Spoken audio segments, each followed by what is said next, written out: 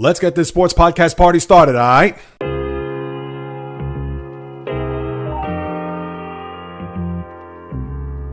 The JAYREELZ podcast. What is happening, my good people? Greetings. How are you? How's it going? How's everybody doing out there? What is the latest and greatest? I hope everybody's doing well, feeling fantastic, in excellent spirits. Mayday, Mayday, a new month is here, which means a new podcast as I'm jacked up to uncover all of what the sports universe has delivered, as this is the JAYREELZ podcast with your host, JAYREELZ. For my first timers, welcome aboard. And for those who have been here once, twice, 300, 400, even more than 500 times that the podcast has been out, I welcome you guys and gals back. As we get right into it, the first round of both the NBA and NHL coming to a close. I can only preview two series, one in each sport, which I'll get to a little bit later on. But we have to start off with the association, considering last night, probably around, 12:30 or so Eastern time, where Adam Silver and the powers that be were choking on their milk and cookies last night because one of their cornerstone franchises with two of the biggest players in the sport are out of the postseason. And yes, that being the Los Angeles Lakers. And for the Lakers to exit stage right of this NBA playoff in 5 games, to me, yours truly, comes as an absolute shock. And I understand that the flaws of this Laker team, whether they do not have size or they do not have a deep bench, and granted that they are very top heavy with Luka, LeBron, even Austin Reeves, who did not have a good series. And not to say that everybody was expecting him to have a monster series, but he didn't really contribute the way he had throughout the course of the regular season. Now, I don't know if that was more Minnesota, not to say that they're going to key on him and neutralize him, but for the Lakers, this is a thud to the end of what looked like it was going to be a promising run. And here I was talking about this right before the playoffs, where I said to myself, I said, wouldn't this be something that if the basketball gods had their way, that they would somehow have a clash, another Laker-Celtic final, considering that LeBron has not been to a final now in 5 years since the bubble in 2020. On top of that, to add another wrinkle to the LeBron versus Celtic rivalry dating back to his days in Cleveland, then of course Miami, and then Cleveland the second time around, that it would have been fitting, considering the history of this or both franchises and their rivalry, that it would have been perfect to have this year with Luka playing against the Celtics again in the final, considering he was in a Dallas uniform last year. I thought it had the makings of a possible clash of those two organizations, but I only just put that out there, maybe as a little bit of a receipt. Well, that one will have to just shred into the shredder and gone for at least this spring, because that was just a rough watch if you're a Laker fan, considering that with all the expectations coming in and thinking that with your limitations, knowing that Minnesota, who had played well during the final stretch of the year, but certainly played 2 notches below the way they did last year, but considering you had a guy in Anthony Edwards, who obviously is a rising star, and a team that looked like it was going to gel at the right time, considering that they had the 2 big wins in their building over the weekend. And even though I thought last night that the Lakers were going to win, taking the series back to Minnesota, but what you saw there last night, and think about this, if I would have told you before the game that Anthony Edwards was going to score 15 points, that the T-Wolves were going to shoot 14% from 3, including 2 straight quarters where they didn't even make a 3, and I believe they missed 18 consecutive threes on top of that, and only scored 103 points in the process, you would have thought that, wait, the Lakers probably won by at least, 10, maybe 15 points, 118-103, and then we would have seen a Game 6 come Friday night. That was not the case. In fact, the hero for the T-Wolves was none other than Rudy Gobert. And no, not because of his defense, not because of the rim protection, and maybe getting in upwards of 20 rebounds. That he did get 24 rebounds, but he shot 12 and 15 from the floor and ended up with a career-high 27 points.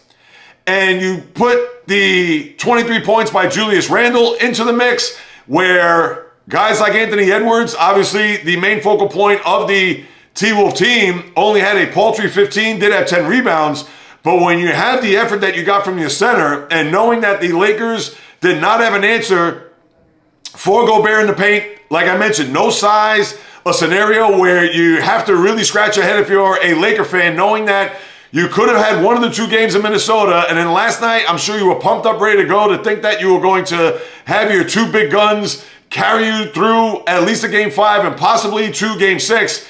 And not to say that there were no shows, but obviously they did not play well. They did not perform to the standard of what a Luka Doncic, a 5-time All-NBA first-team player, and LeBron, an all-time great, were unable to pull their team through the fire to get you to extend this series to possibly see if they could bring it back to LA. And now all the questions are going to be abound with this Laker organization, considering that LeBron does have a player opt-out after June 29th, I believe he has, up until then, to decide whether or not he wants to come back for one more year. And listen, he's going to be 41 by the time you get to December. And although it was brought up in the post-game about his future and whether or not he's going to be back, and he says, I don't know right now, I don't have the answer, and the right thing to say. You mean to tell me that he was planning to go home after another 5-game exit, similar to last year when he got knocked out by Denver in the first round, that the first thing that's going to be on his mind is like, well, you know what, guys, I'm going to retire. I'm going off into the sunset. See you next time. That is not going to be the case, so of course you can't knock LeBron for that. But all of the speculation between now and June 29th, and more so when you get to the latter part of this postseason, maybe conference final, NBA final, where you'll probably start to hear some rumblings about LeBron's future. But I'm sure he's not going to do that. He's going to wait till after the finals, until word comes out on whether or not he's going to come back. And I would think he's going to come back. Remember, his son is on the team. He's going to be there for a couple more years, signing that rookie contract. So it's not a situation where if LeBron, come June 29th, decides to opt out, then that means Bronny's going to be there in LA. I don't want to say stranded by himself, but that means LeBron's going to go on to what? Greener pastures? I don't think that's going to be the case, so I believe he's going to stay. So I don't want to hear about him leaving until he officially says that, you know what, I am going to opt out and go elsewhere. That would be a story. So I don't want to hear anything about LeBron from now until then, but because of the fact that he can opt out, that is always going to be hanging above the media and the talking heads like yours truly. But you know me, I'm not going to regurgitate that narrative from now until the time he does decide. But more so, let's make it about the postseason. I am surprised by this outcome, this effort. And yes, with all their shortcomings, I thought that they had one more big game in them to at least extend this series, and that was not the case. And they fell flat on their faces. I mean, what more can you say? And this isn't on JJ Redick. I get he's a rookie head coach, and you could argue whether or not he played his starters there in that Game 4, all 24 minutes. And listen, the guy was shorthanded. He didn't really have a lot to go to on that bench in order for him to give Luka or LeBron, those 2 guys in particular, a blow.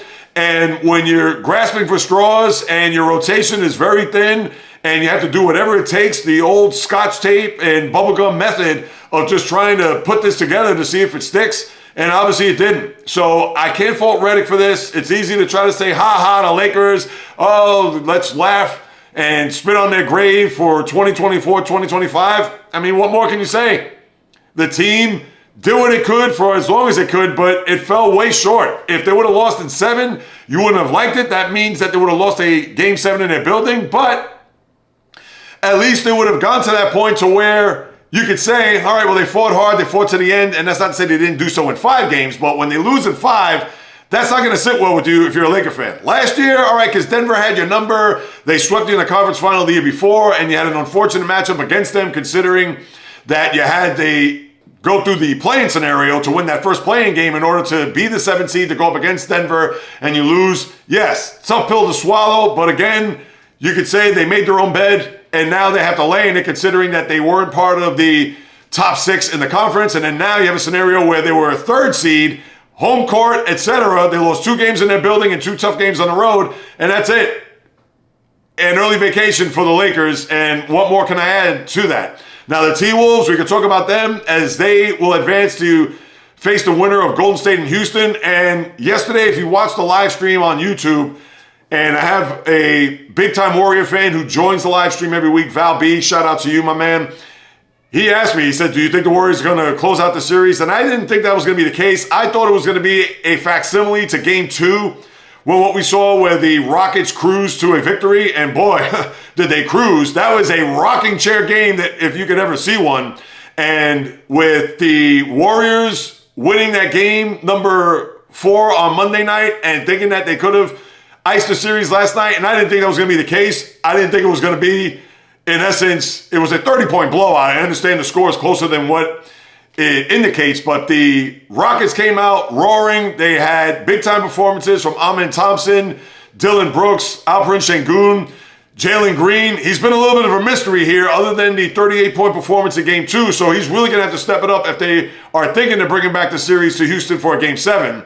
But for Steph Curry, there were a lot of complaints there about the Rockets hitting his injured right thumb, where Curry said, yeah, I think it's obvious, and the same for Draymond Green and the performance there by the Rockets. And you can expect that once the Rockets went out in the first quarter, and they scored 41 points in that first quarter and took the game under control from that point on.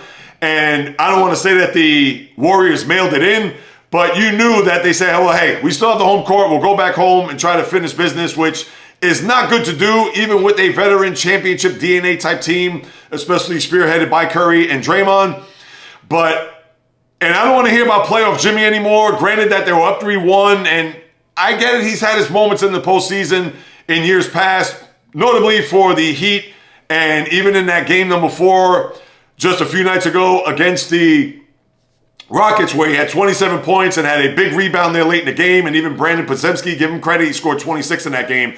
But he only had 8 points last night, 2 for 10, and I get it. Not every game you're going to score 25, 26, 27 points, but you can't score 27 in a game 4 to put your team up with a commanding 3-1 series lead and then all of a sudden turn around and shoot 2 for 10 and score 8 points. That's not playoff Jimmy. I don't want to hear it. So let's see what he does there tomorrow night, which is going to be huge. And I'm sure that the Bay Area is going to be buzzing to see them advance, which they will play the T-Wolves in the next round if that's the case. And I think that they will win tomorrow night. I can't see Houston unless Jalen Green's going to go off, and he's been quiet. And I understand I don't want to pick on him. He's a young player. This is his first go-around. But if you're supposed to be that guy and one of the faces of this franchise, you got to do a lot better than what you've done here, especially over the course of these last 3 games. So we'll see what happens in that series come tomorrow night.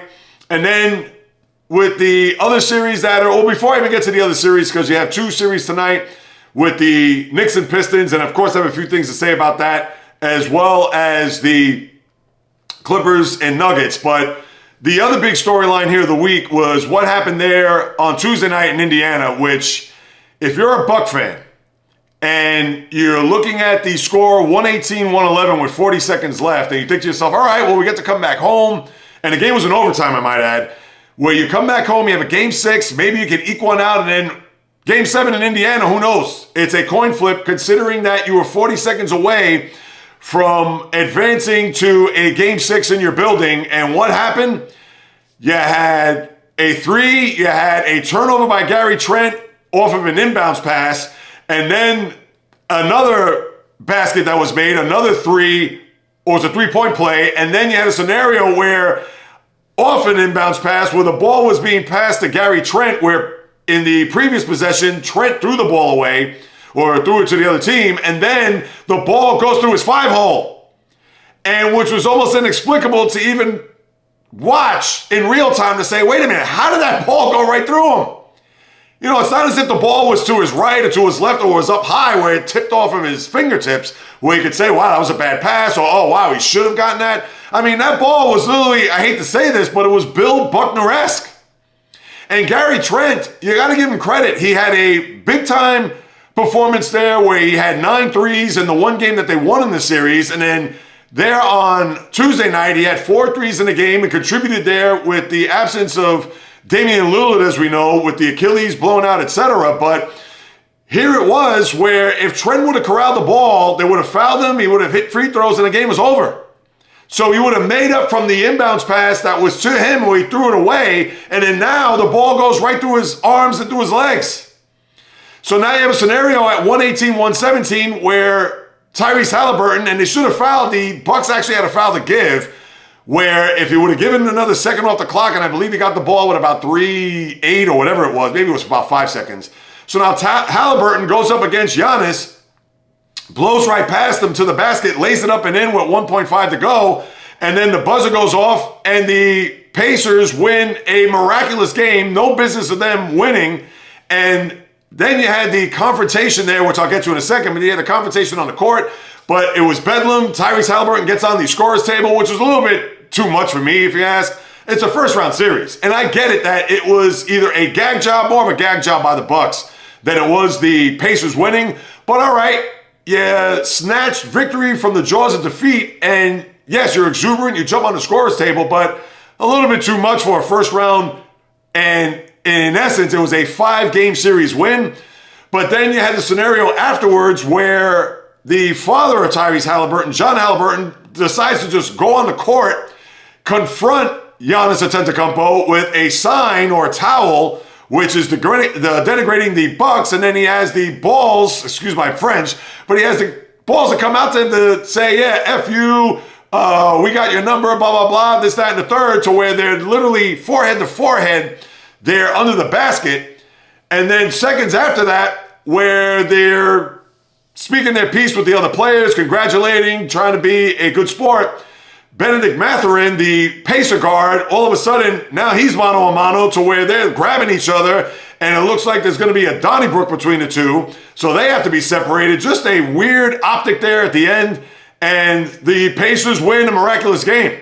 Now, quickly, as far as Haliburton's father goes, he has a courtside seat, all right, fine. Now, he shouldn't sit there for the rest of the postseason. Now, why he got on the court is beyond me. I don't care if it was his father. I don't care if it was his whole family.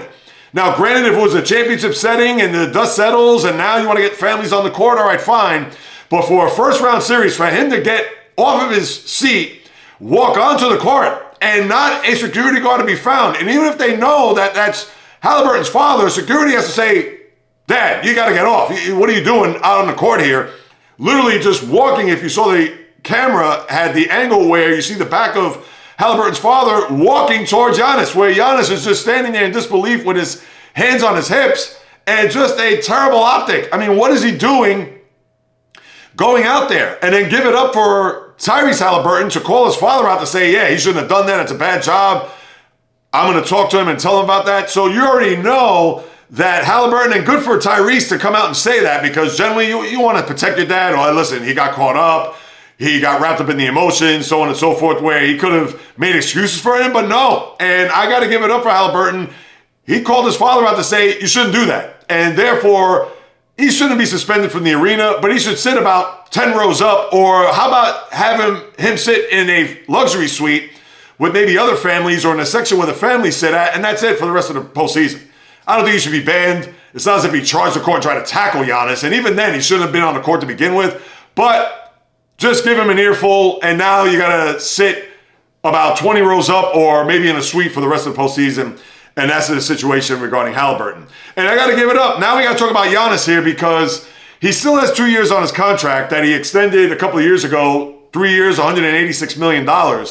So everybody's going to be thinking, well, Giannis is going to want to head to the exits and is out of Milwaukee.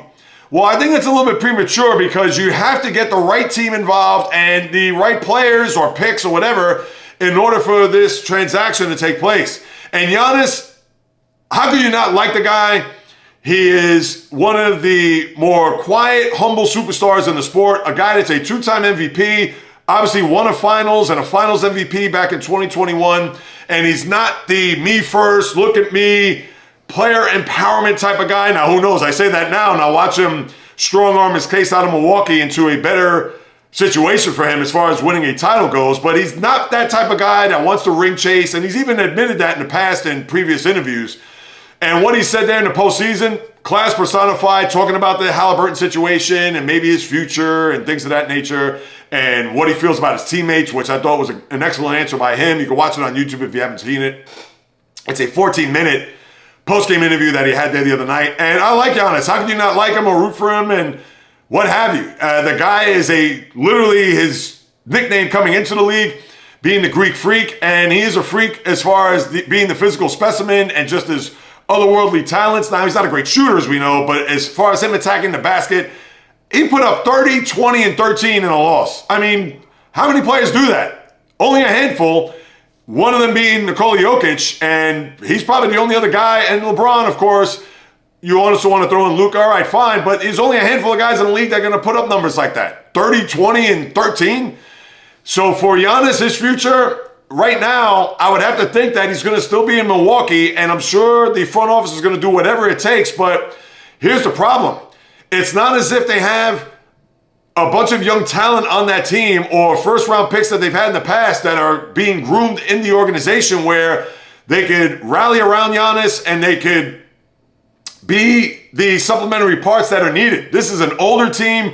Brook Lopez, as I mentioned on Monday, he is showing his age right in front of our eyes. And even with a young guy like Kyle Kuzma, who they brought in the trade, who is absolutely invisible, and to me is a marginal NBA player, which is a shame because he does have talent and he does have the body, but you got to wonder what's in his chest and between his ears. And, the Pat Connaughtons of the world, they're not going to be guys. They're more role players. Bobby Portis Jr., another one. So it's not as if this team, and you're not going to have Damian Lillard probably at all next year. So for Giannis, I understand that it may be time to go elsewhere, despite the fact that I'm sure he wants to stay loyal as long as the team tries to bring in reinforcements. But how are you going to make any trades? You're not going to trade. You don't have really first-round picks that you could trade, considering the Drew Holiday trade, among others that had happened over the last couple of years. And on top of all that, even if you do trade Giannis, you're not going to get anything close to what you're going to get in return. And I don't care if you're going to get a Mikal Bridges 5 first-round picks from an organization, because A, you don't know how those picks are going to pan out, and B, if the team that's going to trade for them, they're going to be low first-round picks on top of that. So unless you're going to trade with the Brooklyn Nets, where the Nets will be incrementally better if Giannis was on their team, because remember, they got a ton of draft picks from the Knicks and from Phoenix and the Kevin Durant trade. Now, there are teams that you could make moves with, whether you're Houston, you could trade them assets. OKC has an overabundance of draft picks. You could go that route. But other than that, the Miami, you think Pat Riley, considering how they bowed out in the postseason here, losing by 37 and 55 in their building in a sweep in embarrassing fashion against the Cavaliers. Now, you're not going to give up Tyler Hero and Bam Adebayo if you can help it. You would like to bring Giannis with those two guys and see where you go from there, but they're going to have to part ways with one of those two guys. So where does Giannis go? That is the big question, and I don't know if obviously there is a team or two that's out there with those assets, but if you're the Bucks, do you want to pull the trigger on a deal which is not going to net you anything close? It's more potential than anything that's proven. So that's what you have there with Giannis. I mean, I don't know what else to add as far as that goes. I hope he stays there. You'd like a guy that stay in the one organization since the time he was drafted into the league and not go elsewhere, but who knows? Maybe it is time. He did win them a championship, so it's not as if he's going to go ring chasing. Yes, he wants to be competitive. He wants to win another championship, but if it does look bleak in Milwaukee, it is quite possible he may seek for greener pastures, so that we'll have to wait and see. Now, as far as the other series, the two ones tonight, right, I'm not going to talk about Miami-Cleveland. I just gave you a little synopsis on that. And even Orlando-Boston, I'll touch on that afterwards toward the end because I want to talk about Celtics City at the end of the basketball segment. But real quick, tonight you have Knicks, Pistons, Clippers, Nuggets.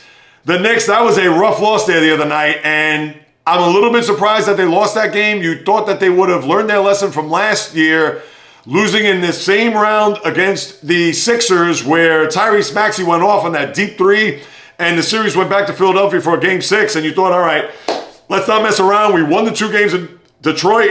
Let's close out the series and get some extra rest because chances are we're going to play the Celtics in the next round. And what do? They were unable to get big baskets down the stretch, and I get it that you had both Jalen Brunson and Josh Hart leave because of injuries with about less than 3 minutes to go in the final quarter, and then Tom Thibodeau did not call a timeout while both of those guys were at the scorer's table because a ball didn't go out of bounds or the Pistons didn't foul any of the Knicks players. The Knicks didn't want to foul any of the Piston players because they were ahead at the time, and they don't want to give the Pistons free points with the clock being stopped, even though you needed both Brunson and Hart back in the game. And with Thibodeau having one timeout, and I know a lot of people want to kill Tom Thibodeau, and at first I thought about it too, first guess. While in real time, I said to myself, you got to call a timeout here. But then when I realized they only had one timeout left, you can't do that. You have to save a timeout if the game is close, because if he would have called the timeout there and Brunson came in and missed a bunch of shots, because Brunson did not have a good shooting game, Therefore, you would have had a scenario where, let's say when you needed that timeout, let's say at 106, 103, and had an opportunity to maybe set up a play for a three, then you had to do that. So for those who want to kill Thibodeau, I'm not going to do that. If there's one person you want to kill, and I was singing his praises on Monday and then also killing him last Thursday, and I don't want to make it all about him. I get it, it's a team sport. But I talked about this last week and even February the 10th. Go back in the archives and check those receipts. Where was Karl-Anthony Towns in this game on Tuesday night? He didn't give you anything again after two big-time performances in Detroit, and when they needed him the most, especially down the stretch without Brunson and Hart, he gave you nothing. And if the Knicks are going to go anywhere in this postseason, and what I mean anywhere is to advance as deep as they possibly can, obviously it's not going to be all on Brunson, despite the fact of his craftiness and just his way to attract contact, which is not good for a small player like that. I mean, he's not built like granite or steel. I mean, I don't want to say he's a bit of a thing, but he is a guy that is going to have to go by guile and guts. He's not a guy that has overall natural basketball talent ability in order for him to create shots or for him to blow by opposing defenses or anything like that. Yes, can he get to the paint? Of course, but he has to do that with a lot of pump fakes and a lot of just contact, and that's how Brunson plays. And God bless him for it, but we understand that that's not going to be sustainable for him to carry the load throughout the course of 1, 2, 3, or even dare I say 4 rounds. So Karl-Anthony Towns has to step up big time. And I think tonight he's going to have to be one of the key focal points in order for them to advance. And I don't know when game 1 will be. I don't know if they're going to push it to Saturday night or if they're going to maybe wait till Monday night, because if the Knicks do play in a game 7, that'll be Monday night, it'll be Monday night in Boston, which will be the second round of the Eastern Conference playoffs. But let's see what's going to happen. I think they're going to win tonight. They won the 2 games in Detroit. I don't trust Detroit down the stretch, despite the fact that they've been in these games. But I wonder whether or not that the Pistons are going to be able to win a game at home. As crazy as that is to say, because they haven't won the 2 games, and I guess you could say that they're due, but I think the Knicks are going to close them out just like they did last year in Philly. They don't want to come back to a game 7 in their building, because all the pressure will be on the Knicks to win that game, and if they lose that game, who knows? That could be the hide of the head coach, which may be unfair, but let's see how these 2 games unfold. I think they'll win tonight.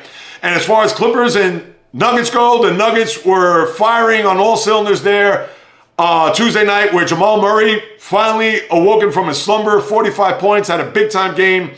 And if you're going to get a performance like that from him, where you didn't get much from Nikola Jokic, although he had a triple-double, but only had, 15 points, shot 4 for 13 from the field.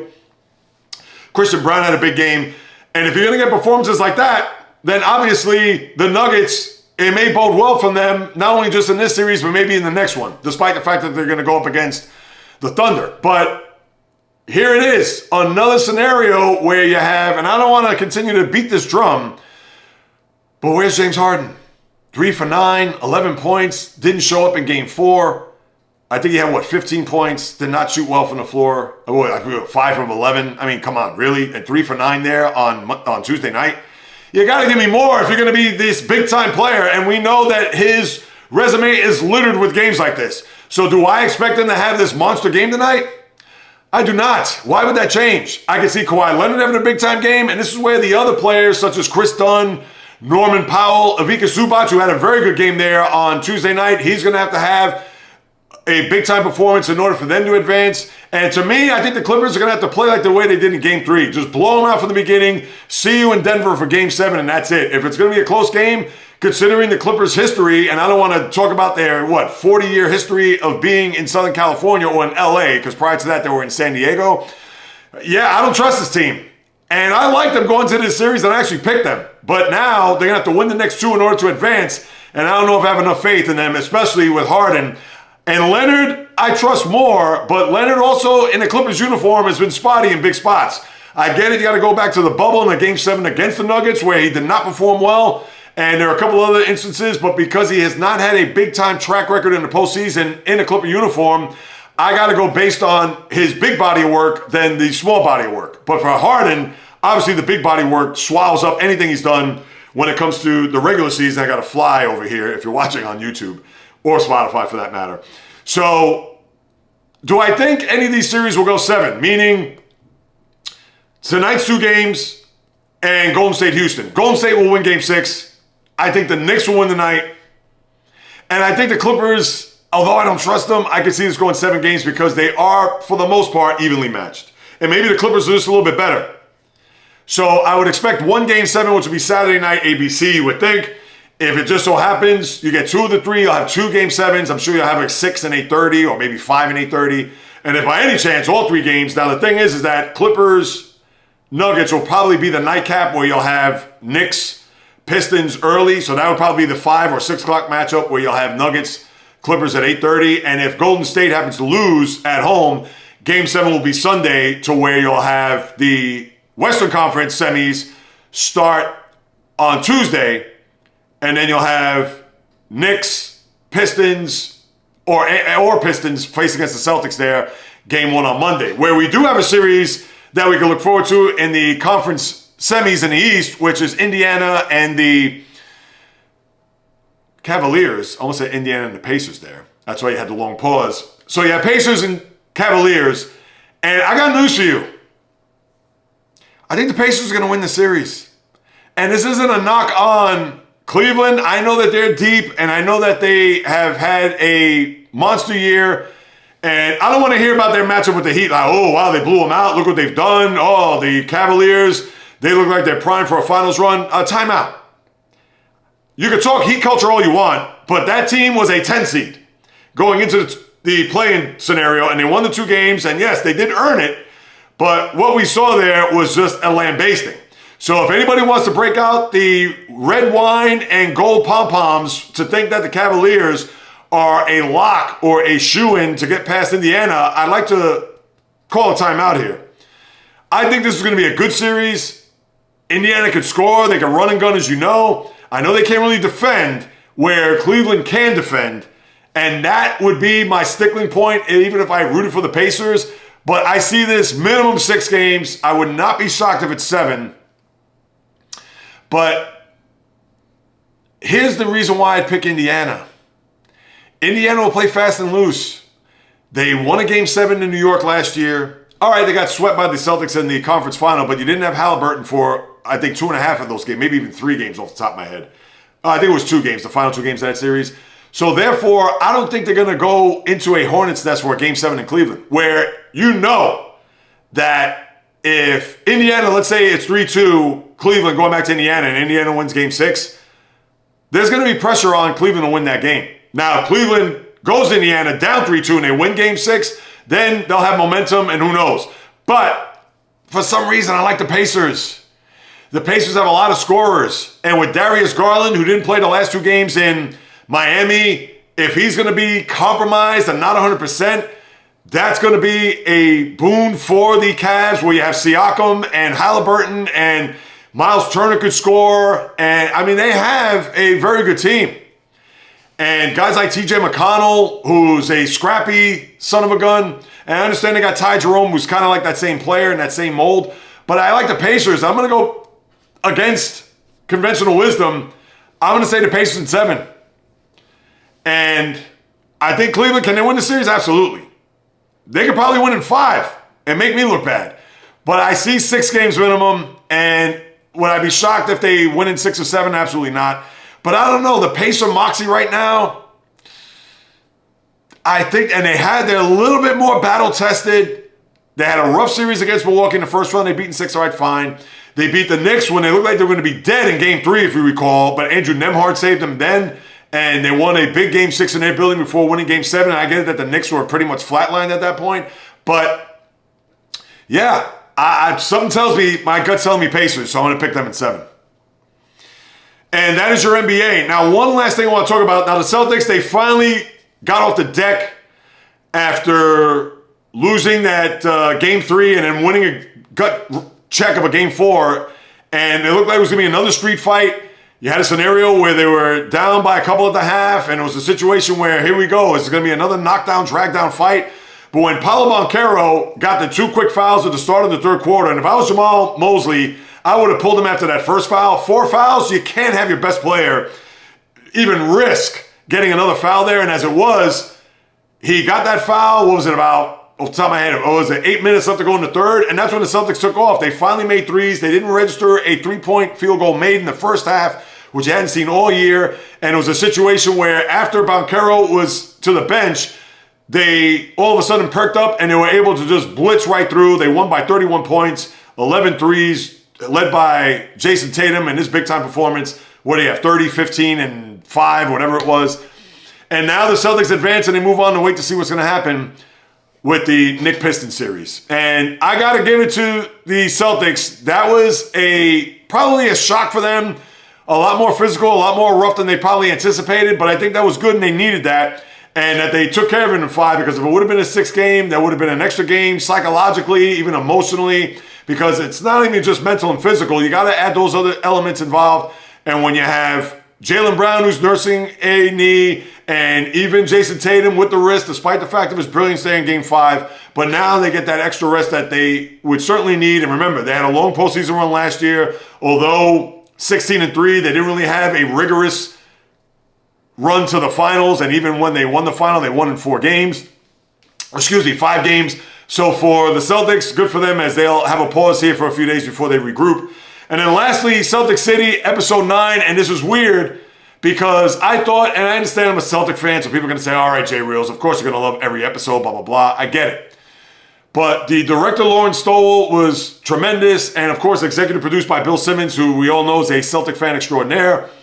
But I was really attached to that last episode. And I get it. You're going to have the recent bias of what has transpired here over the last really decade and a half, because it started from the 09 season, the year after they won the title. And it went through that 09 with KG, the knee injury in Utah. I can never forget it. I watched that game in real time, and when KG was hobbling around, I thought to myself, I was like, oh, that's not good. And he didn't play another game the rest of that season. They lost to Orlando in the conference semis. And then in 2010, we all know what happened then. Losing to the Lakers the way they did. They were up 3-2 going to LA. Perk got hurt in Game 6, which was a huge blow. Had that interior presence. They lose that game, and I forgot the final score, 89-67. When you think of a score like that in this day and age of the NBA, talks about how far we've come along with the three-point shot and how it's just pretty much taken the league by storm, as you know, over the last 10 years or so. And then after that, losing in 11 to Miami, the 2012 series to Miami as well. Then the disbanding of the team, the trade, Pierce, Garnett to Brooklyn, which netted all those picks. Bringing in Jaylen Brown, bringing in Jason Tatum, Kyrie, Gordon Hayward, broken ankle the first game in Cleveland there. Their run to the conference finals there, where Tatum dunked on LeBron, losing that series, which was rough. And then they went through that little stretch there. They didn't really talk about the bubble, which I thought maybe they would a little bit. But all right, fine, they can leave that aside. Because remember, they went to a conference final that year as well, where they lost to the Heat in 6 games. And then they had the run there in 21 into 22, losing to Golden State. The growth from that time of Tatum and Brown coming into the league, and then losing that rough Game 7 after being down 0-3 to the Heat in 2023, and then obviously culminating in last year, which was really anticlimactic because they breezed through the playoffs that year. And yes, I know right now I'm just like breaking out all the green and white pom-poms. I get it. But I don't know. I loved all the episodes. I was a little bit disappointed with the 86 team. I thought they could have gone a little bit more with that. And it kind of, I don't want to say they breezed through it, but I wanted to see maybe a little bit more, considering that's an iconic all-time team in the history of the league. But a masterful job. What more can I tell you? If you haven't watched Celtics City, check it out. And let me move it along here. Now that I spent almost, 39, 40 minutes talking about the NBA. I know there was a lot. You had to talk about LeBron, the Lakers, Giannis, etc. So now let's get to the ice as I lace up my skates. And we have a scenario, people. And if you've listened to this podcast, especially around this time, where there's one franchise that is always going to be under a spotlight, under a microscope, and you have a situation, and a developing one at that, where tonight, I get it's a Game 6, and I get it that they still have a leg up on their series. Is it must watch? I think it's borderline based on what this organization, franchise, etc. has gone through more so in the last 20 some odd years than the breadth of the drought of this team not winning a Stanley Cup in the last 58 years. And that team is the Toronto Maple Leafs. They will have 3 games to love in their series currently against the Ottawa Senators. And the Senators showed some pride and toughness by winning a Game 4 in in Ottawa, where they extend the series back to Toronto for Game 5. And you thought to yourself, all right, well, they got their one game. Now they go back to Toronto. We've seen Toronto. Now all the games have been close for the most part, other than I think in Game 1. So you have a situation where, all right, is this going to be the execution for the Senators? Is this going to be a scenario where Toronto's going to go off 3-0 lead in the first, and then they cruise to a 5-2 rocking chair type victory? All right, let's see what happens. You get quite the opposite. Ottawa goes in there and not only beats the Maple Leafs, they shut them out 4-0. And now the snakes, as I like to call it, are swirling in the locker room of those players who have a lot of scar tissue. Maybe not the head coach and the one, Craig Berube. And Berube, who's won a Stanley Cup in St. Louis. And Berube was one of my favorite players going back to the 80s. Tough guy, Flyers, bunch of other teams after that. But if I'm Berube and if I'm the coaching staff, I'm telling this team, you better fly out of your skates tonight. I want to see 3-0 at the end of this first period. And I need literally like I said before, I need to have a cakewalk rocking chair where I can just kick back, not have to break out a sweat, not have to worry about comebacks, not have to worry about a 2-2 third period with 5 minutes to go. I don't want any of that. Because if that's going to be the case, the team will be tight. Maybe not the head coach, but that team led by Austin Matthews, John Tavares, Mitch Marner, where's he been other than the first couple of games? This team has to get out of this round, number one. And number two, it's almost as if they're setting themselves up for the ultimate disaster. And there have been teams that have come back from 3-0 deficits, most recently in the last dozen years, where I know the Kings did it against, I believe it was against San Jose in 2014 when they won their cup. So this isn't a Yankee-Red Sox. It's only happened once in the history of the sport. It's happened multiple times. And more so recently, even 2010 where the Flyers came back from an 0-3 deficit against the Bruins. So it's not out of the realm of possibility.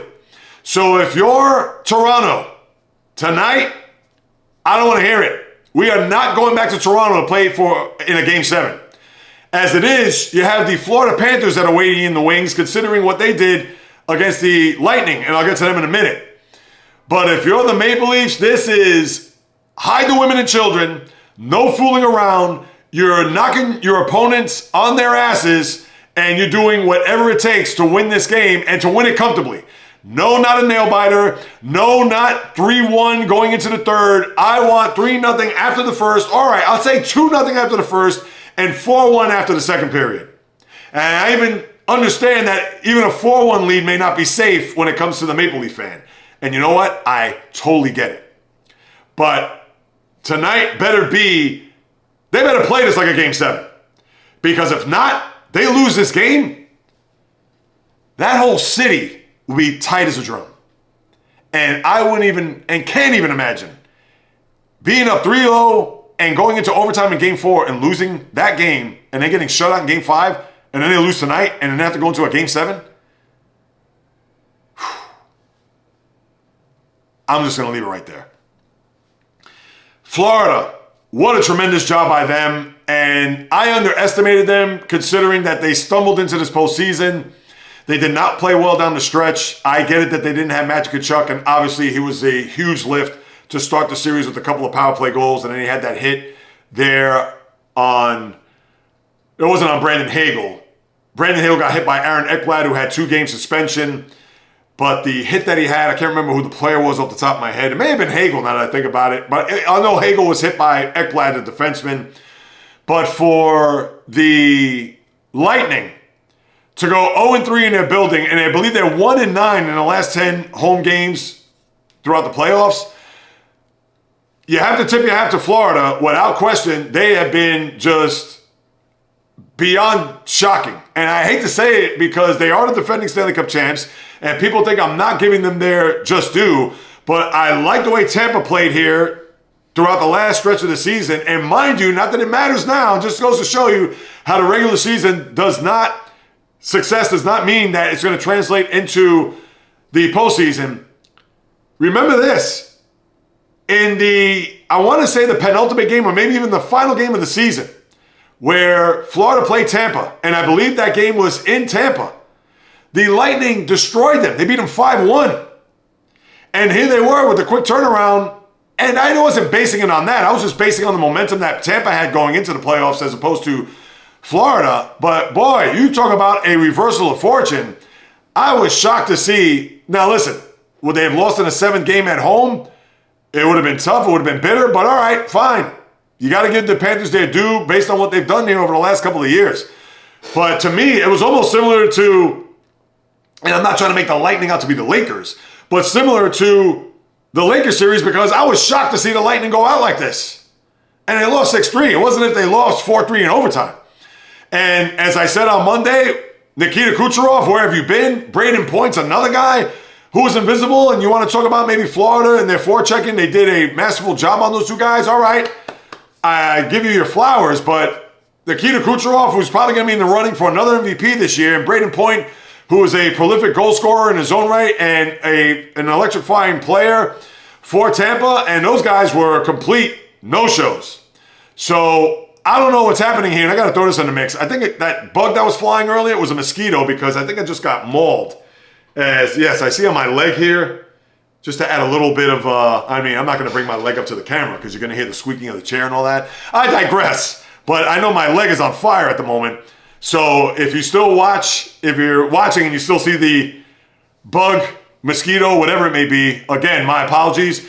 But with all that being said, I was just absolutely surprised by the Panthers and how they performed here in this opening round against the Lightning.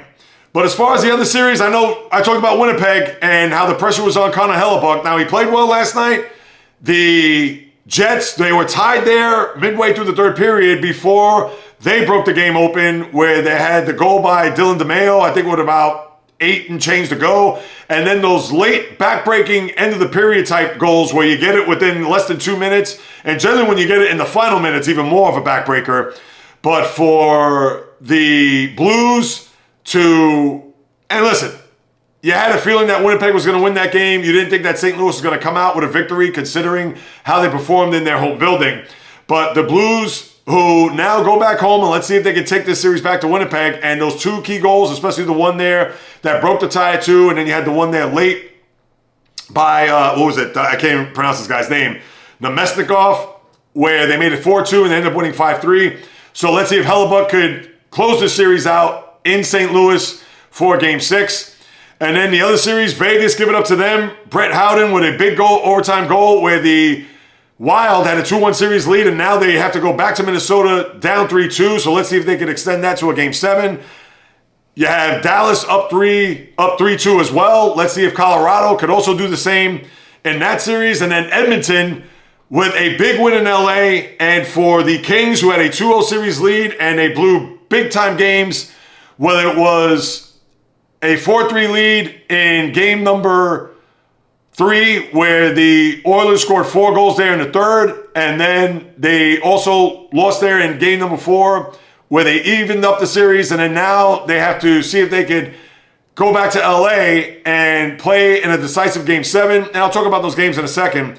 As far as the other series, especially in the East series are pretty much a wrap when you look at Carolina beating Jersey, where they won in double overtime, and the Devils had a 3-0 and 4-3 lead, but they spit that up and they lose that series. The Capitals beat the Canadiens last night, where Ovi started the scoring spree with a power play goal, and they end up winning 4-1 and win that series.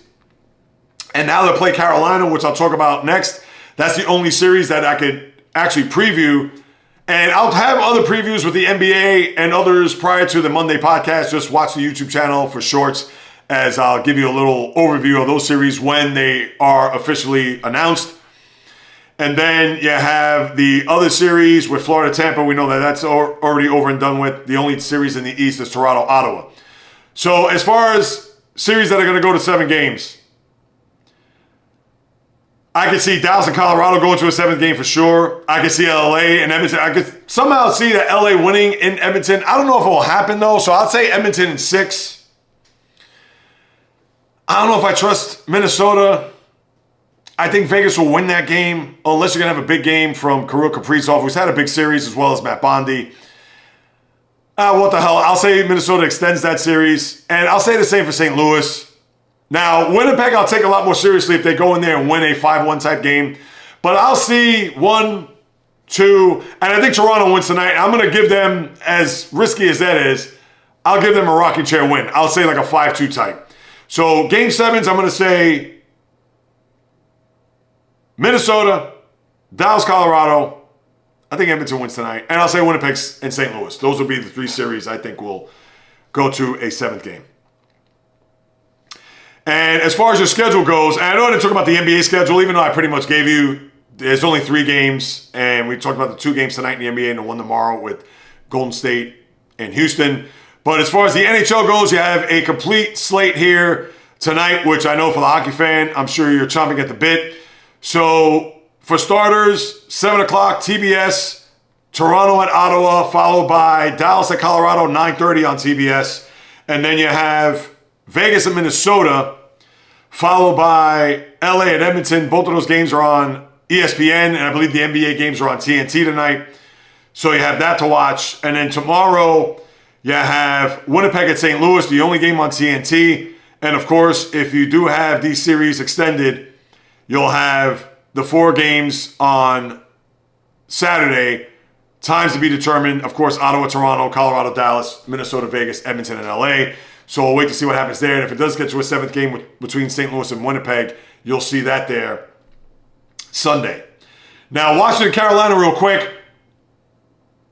I know Carolina's steady. Frederick Anderson, you don't know what his status is going to be. Did not play Game 5 against the Devils there. They had the backup playing.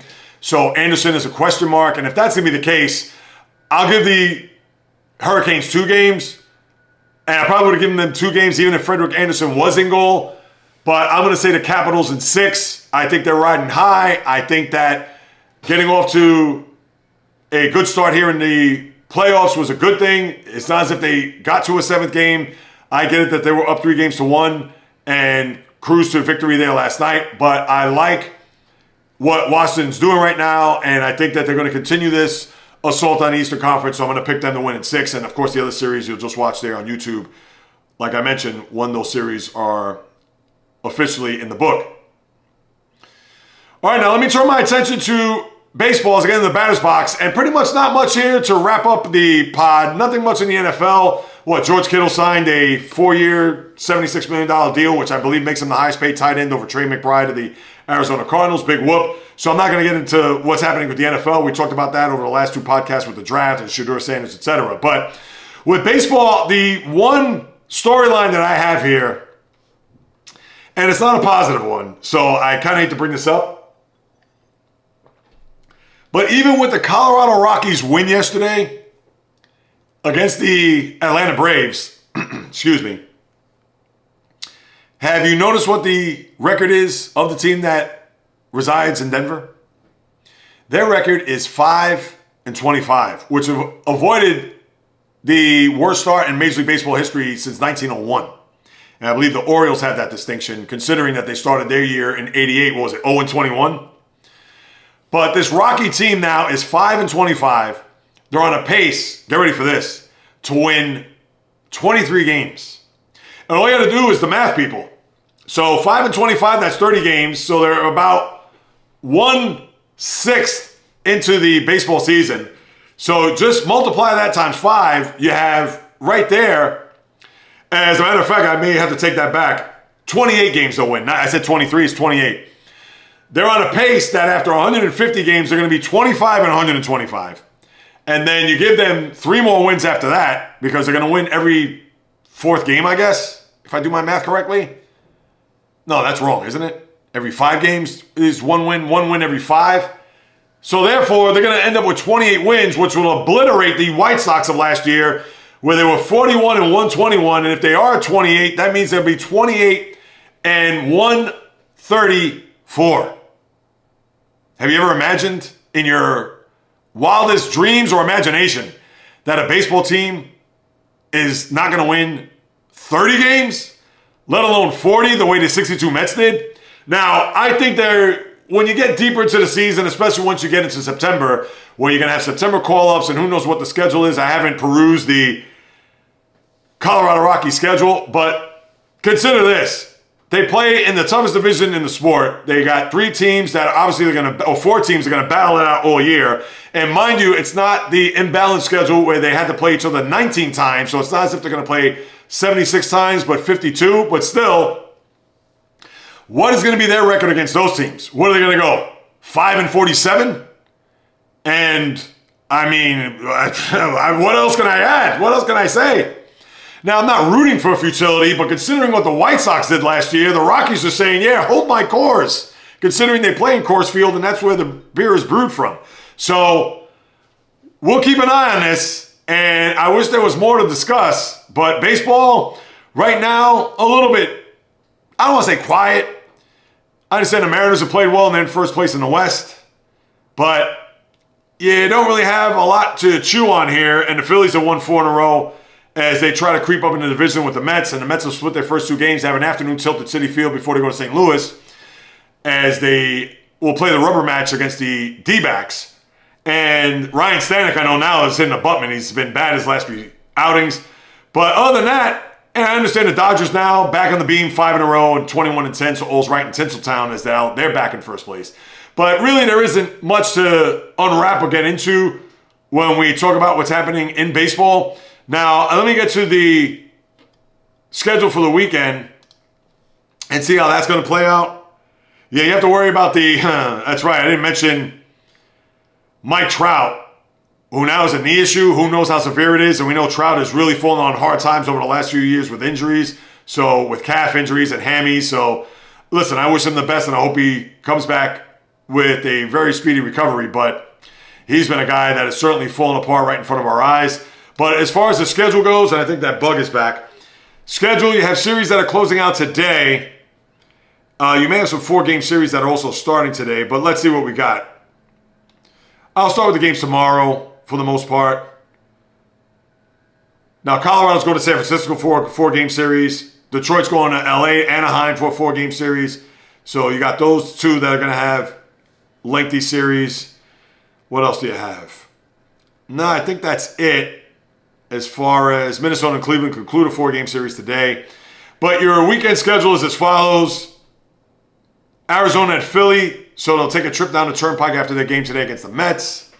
KC at Baltimore. Tampa at New York. Cleveland at Toronto. Minnesota, Boston. Dodgers in Atlanta. Houston at the White Sox. Who's Colorado playing? 4-game series against San Francisco, so that could be another long weekend, as I mentioned before, yes. New York at St. Louis, Chicago at Milwaukee, Seattle at Texas. There you go. You have an interesting series there in the AL West, as those 2 teams will battle it out. Athletics, Miami. So, yeah, that's pretty much your baseball as we head into May, as we're already into the month of May, so we'll keep an eye on that. And then lastly, as we get into the starting gate, the Triple Crown commences Saturday, Churchill Downs in Louisville, as you have the first leg, the Run for the Roses there at the Kentucky Derby. And listen, I just parachute on this stuff. It's not as if I'm following horse racing on a day in or even week in or month in, month out basis. But because it's a big time sport, and even though I have my feelings about it, and for those who have listened to the podcast in the past, you know where I'm going with this, but I'll spare that for another time. But the Kentucky Derby, which with all the pomp and circumstance, the outfits, the celebrities, the socialites, the mint juleps, hopefully it's a nice day where you're going to get all the spring colors and all the quirky outfits and things of that nature. Obviously, it almost supersedes the race itself, but the one thing that I looked at the field here is you have a lot of horses that are long shots. And I'm not trying to say that out of the 20-horse field, you have to have 8, 10, or 12 horses that are anywhere between 3-1 to, let's say, 15-1.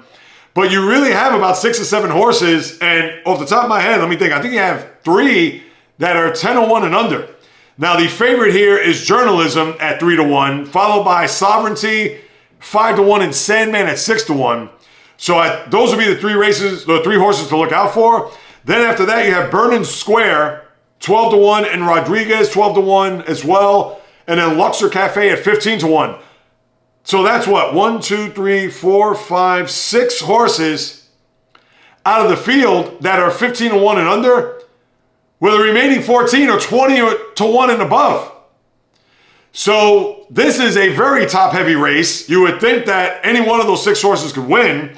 Now, of course, I don't know these horses if they walked in through my front door as I speak, but I guess if you're a betting man, and Lord knows, and yours truly is not, but you would probably have to go with these favorites, considering last year you had Mystic Dan at 18-1 win the Derby, and Mystic Dan, who did not run the Preakness, and of course was up the track in the Belmont. But I would think that if you want to go watch or go place a bet, any one of those horses, and Journalism is at that sweet spot at 8, which you want to be at the start of this race. And you have Luxor Cafe, who's next to him at 15-1, who's in the 7th spot. Rodriguez at 4, Burnham Square at 9. So Burnham Square is right next to Journalism at the start. And Sandman and Sovereignty are 17 and 18, respectively. Sandman 6-1, Sovereignty 17-1. Or, excuse me, Sovereignty is at 5-1 in the 18th spot. And at 17 is Sandman at 6-1. And maybe you want to look at Burnham Square and Journalism, as they'll be side by side coming out of the gate. So it's the greatest 2 minutes of sports, as everybody knows, somewhere around 6:50 p.m. there, Saturday, early evening.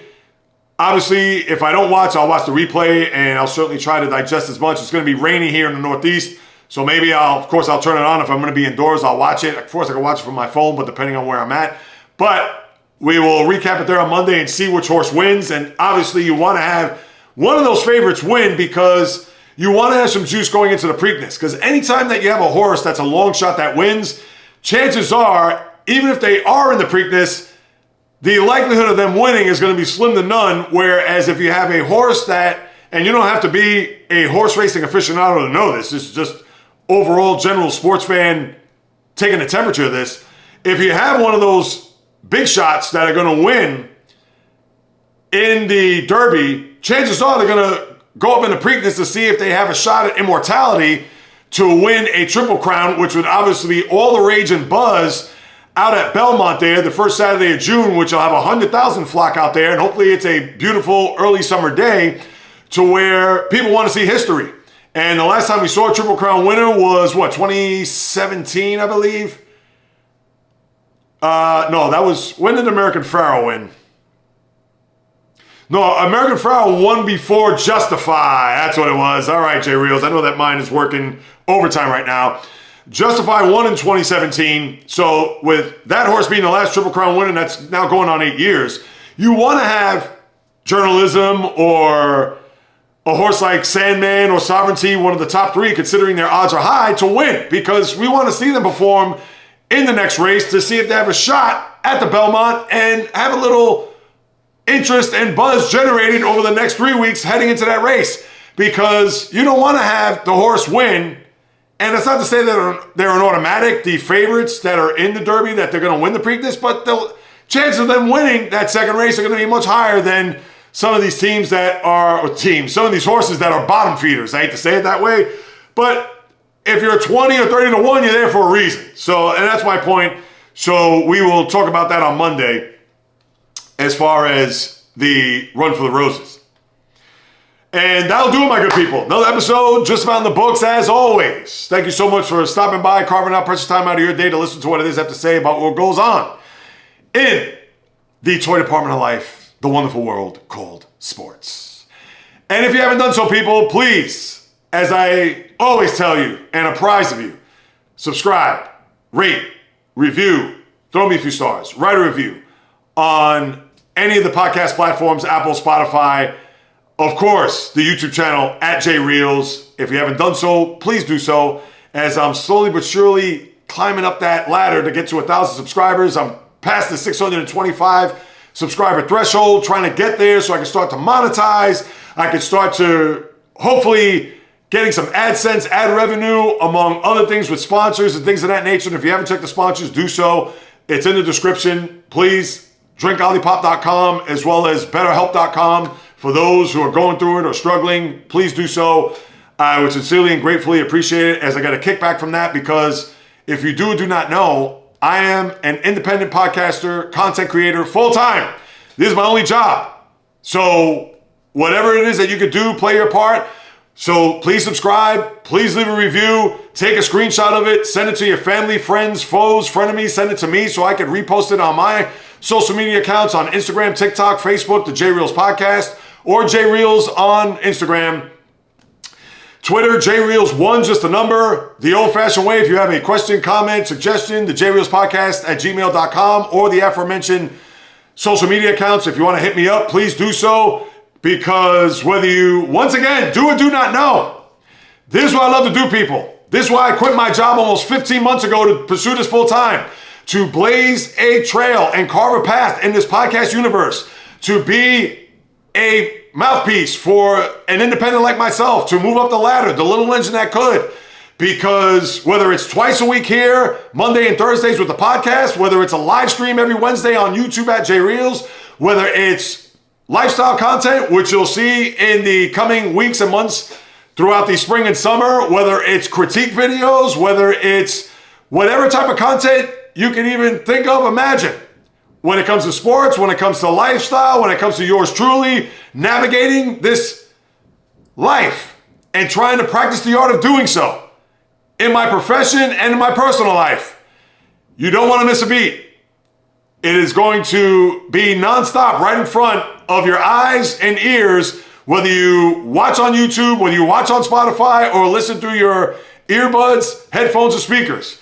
Because it is in my blood, it is in my DNA to create, to produce, to do all that. And more importantly, to speak my piece on what it is that I love. Talking sports in front of this microphone and camera. And you know that I'm going to do it with nothing but passion, fire, energy, fury, with my thoughts, opinions, critiques, praise, analysis, feelings on anything and everything that happens on the world of the diamond, ice, gridiron, hardwood, golf course, racetrack, tennis court, boxing ring, octagon, you name it. From my lips to your ears, from my heart to your soul, from where I am to wherever you are, the JAYREELZ Podcast always comes correct, direct, and in full effect. From the South Bronx to South Beach to South Central to South Pacific and all points beyond, peace, love, and God bless everybody. And until next time on the JAYREELZ Podcast, on the flip, baby.